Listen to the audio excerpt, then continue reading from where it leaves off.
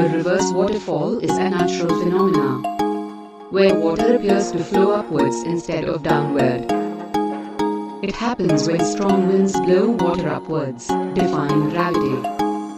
So it is a visual illusion that occurs when strong winds blow water upwards, making it appear as if the water is flowing in reverse. This phenomenon is usually temporary and depends on specific weather conditions. Naneghat, Maharashtra, a historic mountain pass in the western Ghats near Jannah. This is India's only reverse waterfall